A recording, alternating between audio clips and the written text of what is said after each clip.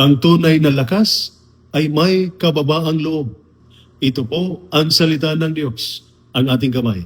Ngayon po ay Wednesday, July 15, 2026 at ginugunita po natin ang kapistahan ni San Bonaventura, obispo at pantas ng simbahan. Maraming problema ang nagsisimula kapag ang puso ng tao ay nagiging mayabang.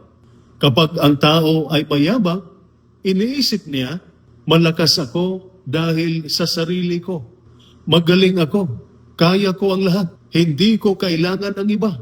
Hindi ko kailangan ng Diyos. Sa unang pagbasa mula sa aklat ni Propeta Isaias, chapter 10, verses 5 to 7 and 13 to 18, pinagsabihan ng Diyos ang Assyria. Makapangyarihan sila.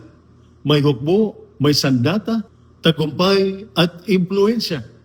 Ngunit ang kanilang pagkakamali ay kayabangan.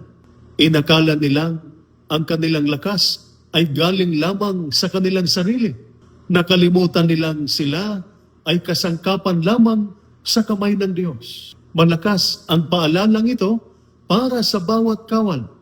Ang ranggo, posisyon, talino, lakas, armas, at otoridad ay mga biyaya mula sa Diyos. Hindi ito ibinibigay para ipagyabang, manakwat o maghari-harian. Ibinigay ito upang maglingkod, magprotekta at gumawa ng tama.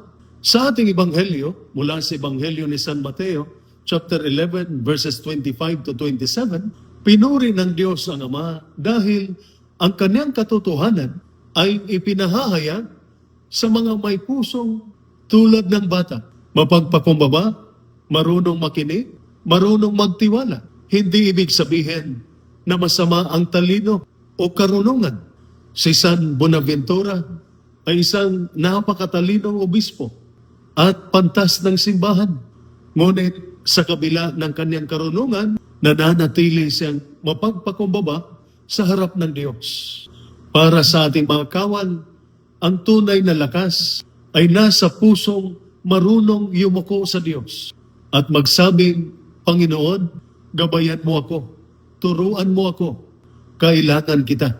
Kaya ang tanong, ginagamit ko ba ang aking lakas para maglingkod? Marunong pa ba akong makinig? Nagiging mayabang na ba ako? Umaasa ba ako sa Diyos sa bawat misyon o tungkulin? Naway, tulungan tayo ni San Bonaventura na maging mga kawal na matapang, ngunit mapagpakumbaba. May otoridad, ngunit makatao. May lakas, ngunit may takot sa Diyos. Ito po ang salita ng Diyos, ang ating gabay. Manalangin tayo. Panginoong Diyos, alisin mo ang kayabangan ng aming puso. Turuan mo kaming gamitin ang aming lakas, ranggo, talino, at tungkulin hindi para sa sarili, kundi para sa paglilingkod. Gawin mo kaming mga kawal na matapang, mapagpakumbaba, makatao, at tapat sa iyo at sa bayan, sa pamamagitan ni Kristo na aming Panginoon. Amen. At sumainyo at sa inyong pamilya ang pagpapala na makapangyarihang Diyos, Ama, Anak, at Espiritu Santo. Amen. Santa Maria, Ina ng Diyos, ipanalangin mo kami.